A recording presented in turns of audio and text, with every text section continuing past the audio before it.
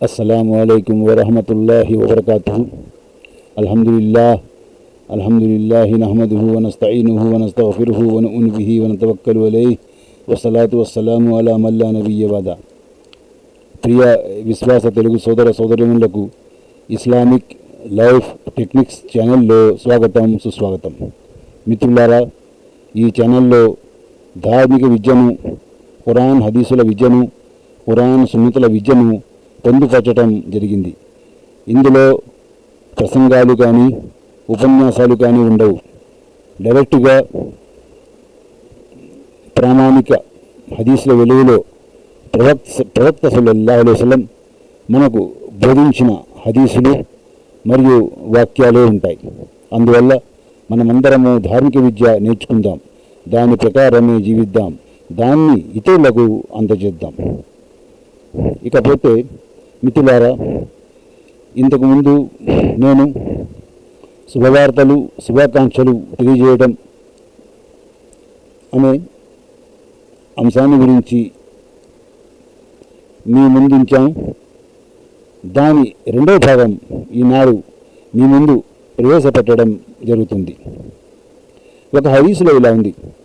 ఇబ్నే షుమాసా రజియల్లాహు అన్హు కథనం ప్రకారం అమ్ర్ బిన్ ఆస్ రజియల్లాహు అన్హు మరణశయ్యపై ఉన్నప్పుడు మేము ఓ రోజు ఆయన దగ్గరికి వెళ్ళాం. అప్పుడు ఆయన చాలా సేపటి దాకా ఏడుస్తూ ఉన్నారు. గోడవైపు మొహం చాటేసుకున్నారు. ఆయన కుమారుడు, నాన్నగారు, దైవ ప్రవక్త సల్లల్లాహు అలైహి వసల్లం మీకు ఫలానా శుభవార్త తెలుపలేదా, దైవ ప్రవక్త మీకు ఫలానా శుభవార్త తెలుపలేదా అంటూ ఆయనకు ధైర్యం చెప్పబోయారు. అప్పుడు ఆయన అతని వైపు తిరిగి చూస్తూ ఇలా అన్నారు.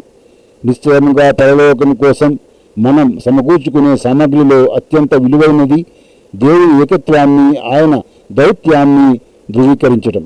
అంటే అల్లాహ్ తప్ప నిజమైన ఆరాధ్య దేవుడు మరొకరు లేడని, ముహమ్మద్ సల్లల్లాహు అలైహి వసల్లం దైవ ప్రవక్త అని సాక్ష్యం చెప్పటం. బాబు, నా అనుభవంలో 3 రకాల కాలాలు గడిచాయి. నాకు బాగా జ్ఞాపకం ఉంది.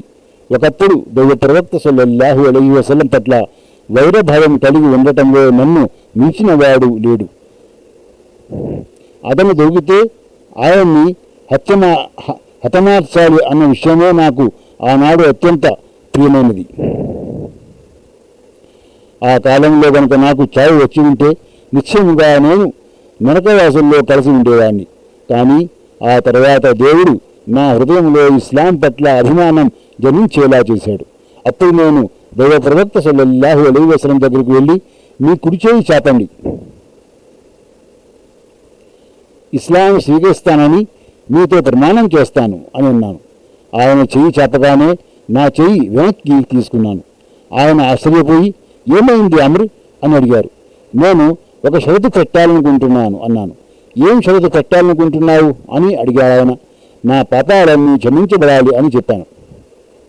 దానికి ప్రవక్త సల్లల్లాహు అలైహి వసల్లం నవ్వి, నీకు తెలియదా అమ్ర్, ఇస్లాం స్వీకరణ పూర్వపు పాపాలన్నింటినీ తుడిచిపెట్టేస్తుంది. హిజ్రత్ దైవ మార్గంలో చేసే ప్రస్థానం అంటే వలసపోవటం పూర్వపు పాపాల అన్నిటినీ తుడిచిపెట్టేస్తుంది. అలాగే హజ్ పాదయాత్ర కూడా గతంలో జరిగిన పాపాలన్నింటినీ తుడిచిపెట్టేస్తుంది అని అన్నారు ఆయన. నేను ఇస్లాం స్వీకరించి ఆయన శరీరం మీద ప్రమాణం చేశాను. అప్పటి నుంచి నాకు దైవ ప్రవక్త కంటే ఎక్కువ ప్రియతములు, నా దృష్టిలో ఆయన కంటే గొప్పవారు మరెవ్వరూ లేరు. ఆయన ఔన్నత్యపు గాంభీర్యత మూలంగా నేను ఆయన్ను పూర్తిగా చూడగలిగేవాణ్ణి.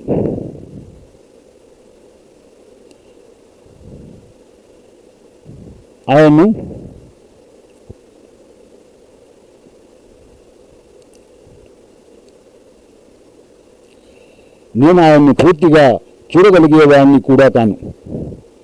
ఎవరైనా ఆయన రూపురేఖల్ని వర్ణించమని నాతో అంటే నేను వర్ణించలేను. అసలు నేను ఆయన్ని పూర్తిగా ఎన్నడూ చూడనే లేదు. నేను ఆ కాలంలోనే చనిపోయి ఉంటే నిశ్చయముగా స్వర్గవాసుల్లో చేరిపోయేవాణ్ణి. ఆ తర్వాత కాలంలో మేము ఎన్నో విషయాలకు బాధ్యత వహించాము, ప్రభుత్వ పదవులు పొందాము. ప్రళయ దినాన వాటి గురించి ప్రశ్నించినప్పుడు నా పరిస్థితి ఏమవుతుందోనని భయంగా ఉంది. బాబు, నేను చనిపోయిన తర్వాత నా జనాజా వెంట ఏడ్చి పెడబొబ్బలు పెట్టే స్త్రీలు కానీ అగ్ని కానీ ఉండకూడదు. నన్ను ఖననం చేసినప్పుడు నా మీద కొద్దిగా మన్ను పోయండి. తర్వాత మీరు నా సమాధి దగ్గర నేను ఓ ఒంటెను కోసి దాని మాంసాన్ని పెట్టినంతసేపు నించోండి. దానివల్ల నాకు కాస్త ధైర్యం లభిస్తుంది. నా ప్రభువు పంపే దూతలకు నేనేం జవాబు చెబుతానో చూస్తాను. ముస్లిం సహీ ముస్లింలోని విశ్వాసాల ప్రకరణం. ముఖ్యాంశాలు. అమర్ బిన్ ఆస్ రజియల్లాహు అన్హు తన జీవితంలోని 3 దశలను గురించి ఇక్కడ వివరించారు. ఇస్లాం స్వీకరించక ముందు మొదటి దశ, స్వీకరించిన తరువాత రెండవ దశ, చివరి కాలంలో ప్రభుత్వ పదవుల్ని నిర్వహించటం మూడో దశ. మూడో దశలో తాను ఎన్నో పదవులకు బాధ్యత వహించారు. ఆ బాధ్యతల నిర్వహణలో తన వల్ల ఏమైనా లోటుపాట్లు జరిగి ఉంటే దేవుని దగ్గర తాను తట్టుబడిపోతానని ఆయన విపరీతంగా భయపడిపోయేవారు. ఈ హదీసు ద్వారా ఈ క్రింది విషయాలు బోధపడుతున్నాయి. ఇస్లాం స్వీకరించక ముందు ప్రజలకు దాని పట్ల ఉండిన విపరీతమైన ద్వేషం ఇస్లాం స్వీకరించిన తరువాత అది విపరీతమైన ప్రేమగా మారిపోతుంది. మరణం ఆసన్నమైనప్పుడు గత జీవితంలో జరిగిన లోపాలను గుర్తు చేసుకుంటూ దైవ కారుణ్యాన్ని ఆశిస్తూ విలపించటం ధర్మసమ్మతమే. మరణం సమీపించిన వారికి దైవ కారుణ్య శుభవార్తలు వినిపించి పరలోక జీవితం గురించి ధైర్యం చెప్పాలి. ఇస్లాం స్వీకరించటం వల్ల ఇంతకు ముందు జరిగిన పాపాలన్నీ క్షమించబడతాయి.